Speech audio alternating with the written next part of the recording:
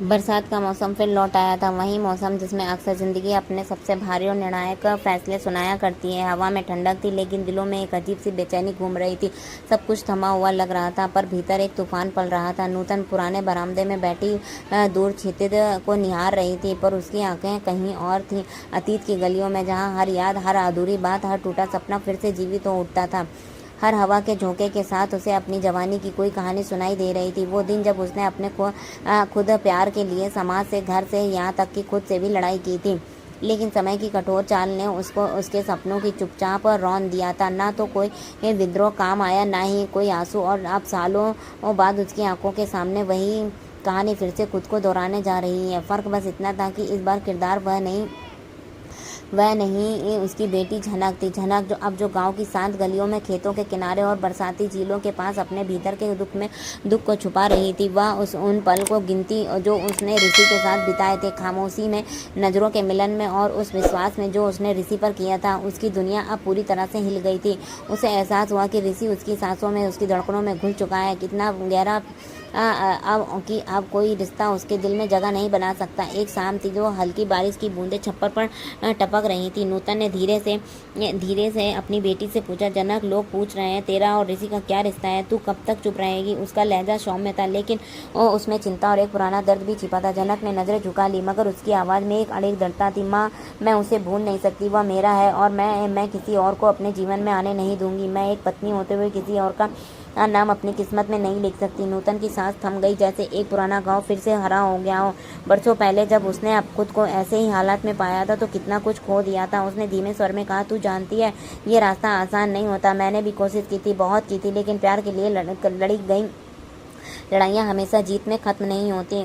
उनमें कई बार हारें भी होती हैं, और उन हारों का बोझ बहुत भारी होता है। जनक की आंखों में आंसू बहने लगे, लेकिन उसके शब्द भी अभी भी दृढ़ थे। माँ, अगर हार भी मिली तो मैं उसकी पत्नी होकर हारूंगी, किसी और की होकर नहीं। उस एक वाक्य में झनक की आत्मा झलक रही थी। उसने प्यार किया था, उसने निभाया था, और वह हर कीमत पर उसे बचाना चाहती थी। उसी समय परासर कमरे में दाखिल हुआ।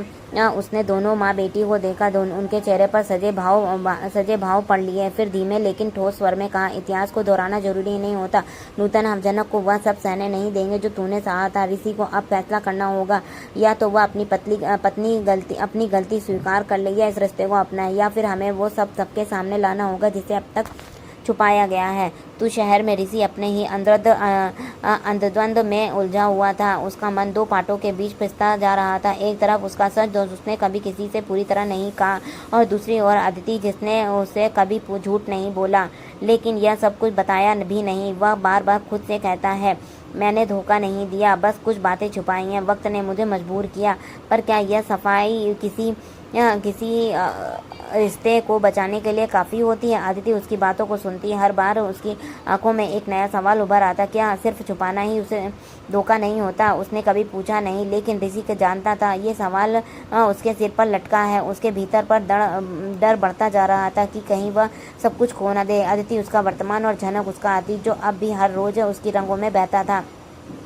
उसकी उलझन तब और बढ़ गई जब उसे एक खबर मिली कि जनक बीमार पड़ गई है। तेज बुखार में जनक ने सिर्फ दो नाम पुकारे थे, ऋषि और दादाभाई। यही दो नाम उसकी चेतना भी सबसे गहरे बसे थे। ऋषि यह सुनकर थम गया, उसका दिल धड़कना भूल गया।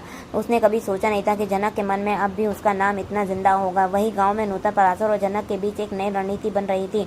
यह कोई विद्रोह नहीं था, यह सच को सामने लाने की तैयारी थी। सालों की चुप्पी अब टूटने वाली थी। रिश्तों के उलझे धागे अब सुलझाए जाने वाले थे। अब कोई और पीछे नहीं हटेगा। नूतन ने जनक की हथेली थामी और कहा, अब हम तुम्हारे साथ हैं, तुम अकेली नहीं हो। यह सब बस इस प्रेम का कहानी का हिस्सा था, जो अधूरी थी, लेकिन उसमें अब भी बहुत कुछ बाकी था। एक अंत जो शायद बन सकता था, एक शुरुआत जो अंत की तरह महसूस होगी।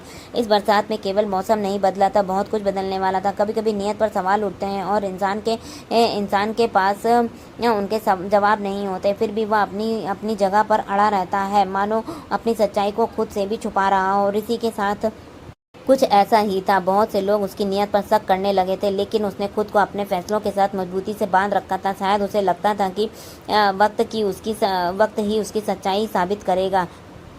मगर वक्त का इरादा कुछ और था। किस्मत ने अचानक ऐसा मोड़ लिया जिसने सबको झकझोर कर रख दिया। जनक बीमार पड़ गई। तेज बुखार में वह होश और बेहोशी की हालत में डोलती रही, जैसे उसकी आत्मा दो दुनियाओं के बीच झूल रही हो। इस आधी चेतना ने उसे सिर्फ दो नाम पुकारे, ऋषि और दादा। ये दो नाम उसके भीतर सबसे गहरे बसे हुए थे।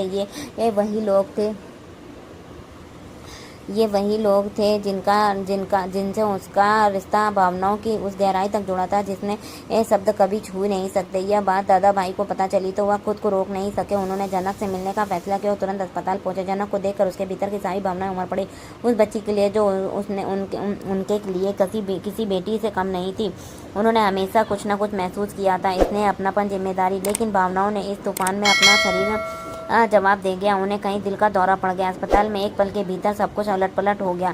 नर्सें दौड़ी, डॉक्टर बुलाए गए, स्ट्रेचर लाया गया और चारों तरफ अफरा तफरी मच गई। जैसे ऋषि खुद से लड़ता हुआ हर जगह दौड़ रहा था, कभी जनक के कमरे की तरफ, कभी आईसीयू, कभी डॉक्टरों के पीछे पीछे। अपराध बोध, चिंता और डर का एक ऐसा जाल था जिसमें वह पूरी तरह उलझ चुका था। उसके चेहरे पर पसीना नहीं, पछतावे की बूंदें थी। उसे आखिरकार वह करना पड़ा जिसने वह हमेशा बचना चाहता था। उसने अदिति को फोन करना पड़ा। जब उसने फोन उठाया उसकी आवाज़ कांप रही थी। दादा भाई को हार्ट अटैक आया, उसने धीरे से कहा। दूसरी तरफ अदिति जैसे पत्थर सी हो गई थी। कुछ पल के लिए कोई शब्द नहीं निकला। फिर उसने बिना कुछ सोचे समझे बोले गाड़ी उठाई और सीधे अस्पताल की ओर निकल पड़ी। लेकिन ये तो बस शुरुआत थी। उसे झटका तो जब लगा जब अस्पताल के कॉरिडोर में जनक खुद चलकर आ गई। ऋषि के लिए यह वह दृश्य किसी सदमे से कम नहीं था। इतना समय के बाद उसने उसे सामने देखेगा ये उसने कभी सोचा नहीं था। वह जैसे जड़ हो गया, उसका गला सूख गया और दिल की धड़कनें जैसे एक पल के लिए रुक गई। जनक की उपस्थिति उस पूरी सच्चाई की तरह थी जैसे वह दफन कर चुका था, लेकिन जो उसके सामने खड़ी थी पूरी ताकत से। जनक ने सीधे कहा, मुझे दादा भाई से मिलना है। उसकी आवाज़ में गुजारिश नहीं थी, बस एक स्पष्ट निर्णय था। ऋषि ने उसका रास्ता रोक लिया, जैसे वह उस क्षण को टालना चाहता हो। नहीं जनक, तुम अभी मिल नहीं सकती, उसने कहा।